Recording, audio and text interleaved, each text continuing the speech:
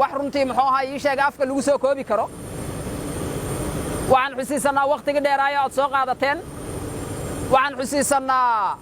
meelihii kala duunaa iyo aqoontii kala duuneeda aad soo qaadateen waxaan rajaynaa ilaahay idankiisa inay noqoto taasi mid aad ku anfacdaan qaranka Soomaaliyeed mid aad ku anfacdaan ciidanka xoogga dalka Soomaaliyeed mid aad cadawga iyo dhibaatooyinka ummadda Soomaaliyeed meel kastaba ku heesta aad uga dulqaadaan oo dalkaana uu ku noqdo dal amni iyo xasiloonidiisa muxuu qof walba muwaadin oo isku halay karo aad iyo aad u mahadsan wasiirkeena gaashaandhigga oo runtii saakay nagala soo qayb galay soo dhaweyntiina iyo dhammaan saraakiisha halkan taagan oo ugu horeeya taliyaha dugsiga hoggaanka tababarka military ataajaha u qaybsanaha arrimaha ciidanka ee halkan nagula sugan iyo guud ahaan saraakiisha kale runtii waxa ay dadkaanu noo qabteen wax af lagu soo koobi kara ma ahan aad iyo aad bay u mahadsan yihiin adinkana waxaan rajaynayaa inaad noqotaan kuwa mar walba xusiisnaada wixii ay soo qaateen kuwa xusiisnaada marxaladii kala duunaaya ay soo mareen iyo ciidanka xoogga dalka Soomaaliyeed waxa uu ka sugayo ee saaka halkan u taagantiin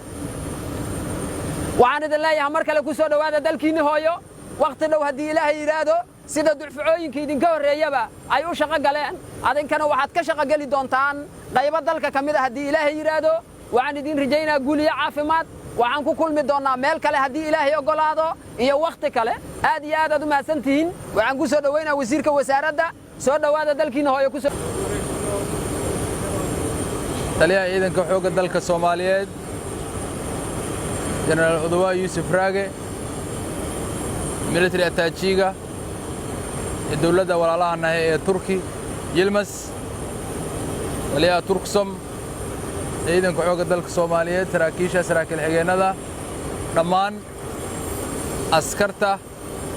dufcadii guutada gorgor oo maanta soo gaartay 26 ah bishii 9aad 2020 waxaan idin leenahay soo dhawaada insha Allah ta'ala waxaan subaxnimadan aroortaan u imaanay waxay tahay taliyaha iyo wasiirkii idin imaadeen macnaheedu waxay tahay in dalkiina hooyo aad wax u soo barateen ee ciidankiina ciidamada qalabka sida guud ahaan gaar ahaan ciidanka xoogga dalka Soomaaliyeed inaan idin ku soo dhaweyno waxaan idin leenahay waa mahadsantihiin soo dhawaada insha Allah ta'ala dufcooyin idin ka horeeyay ayaa jira sidiina oo kale aan u soo dhaweynay oo waagi ay idin direynay sidiina oo kale aan u dirnay oo runtii waajibaadkooda soo gutay oo haddana waajibaad sii gudanaya oo dalkaani u adeegay kuwaas ayaad ka mid tihiin insha Allah ta'ala ilaahay waxaan idinkaga baryaynaa inaad noqotaan kuwa anfaca dalkooda iyo dadkooda iyo diintooda ilaahay aan ka baryaynaa inaad noqotaan kuwa anfaca ciidanka xoogga dalka Soomaaliyeed kuwa rantii lagu farxa ummadda Soomaaliyeed ay ku farxaan inaad noqotaan insha Allah ta'ala ilaahay idinkiisa waa noqonaysaan waa mahadsantihiin runtii sida juhdiga adag aad u bixiseen uguna diyaar garowdeen inaad ka mid noqotaan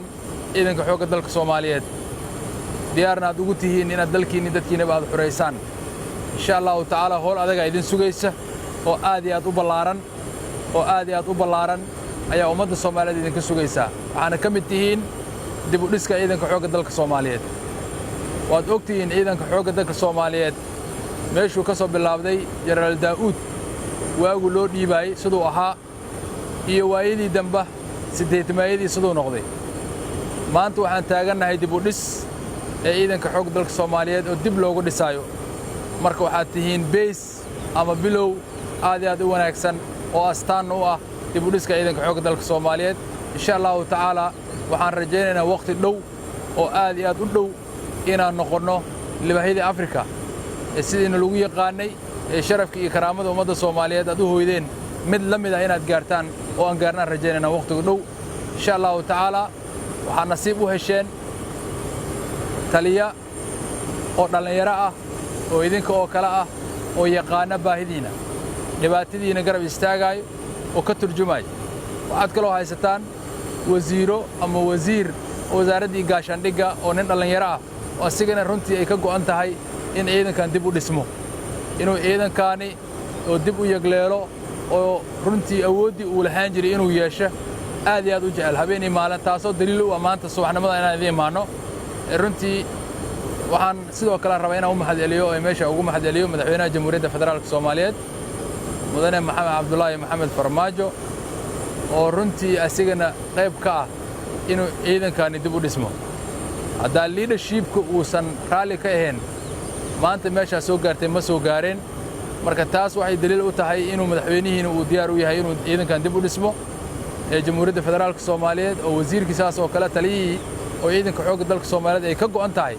marka taas waxay daliil u tahay inaan dhabbadii aan hayno oo ciidankeena dib ugu dhismi lahaa insha allahu tacaala aad iyo aad aad u mahadsan tihiin xaqiiqdii ummadda soomaaliyeedna waxaan u rajaynaynaa inay ciidankooda garab istaagaan maanta saraakiil xigeenaha baxay waxaa noo imaaday ii sheeg cutub oo ka tirsan guutada gorgor berritana kugu kala imaan doona maalmaha xigana kugu kala noo imaan doona insha allahu tacaala marka sidaa daraaddeeda astaantii iyo waxaan haynaa waddadii waxaan haynaa dib u dhiska ciidanka xoogga dalka soomaaliyeed